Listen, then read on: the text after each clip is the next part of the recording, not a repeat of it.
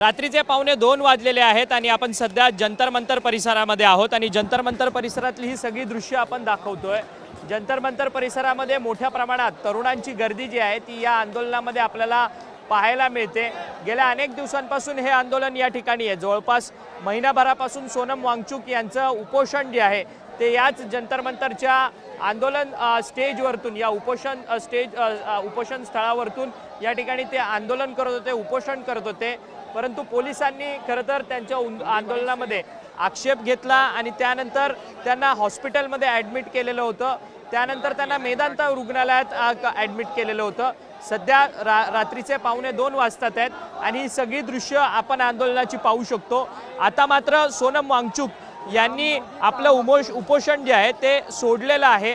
केंद्रीय मंत्री जगतप्रकाश नड्डा JP नड्डा यांच्या मध्यस्थीने सोनम वांगचुक यांनी आपलं उपोषण सोडलेलं आहे।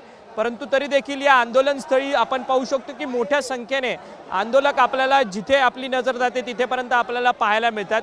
केंद्रीय मंत्री धर्मेंद्र प्रधान यांचा जोपर्यंत राजीनामा होत नाहीये तोपर्यंत आम्ही मात्र आपल्या आंदोलनावरतून हटणार नाही अशा पद्धतीची भूमिका जी आहे ती या सगळ्या तरुणांनी घेतलेली असल्याचं आपल्याला पाहायला मिळतंय।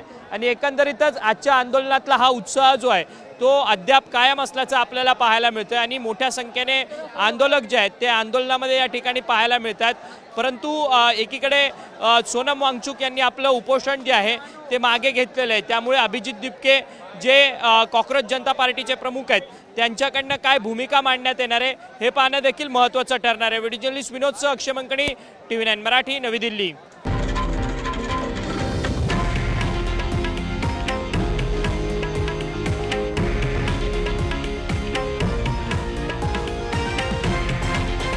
हे आहे देशातील नंबर 1 न्यूज नेटवर्क आणि आपण पाहत आहात TV9 मराठी, एकमेव।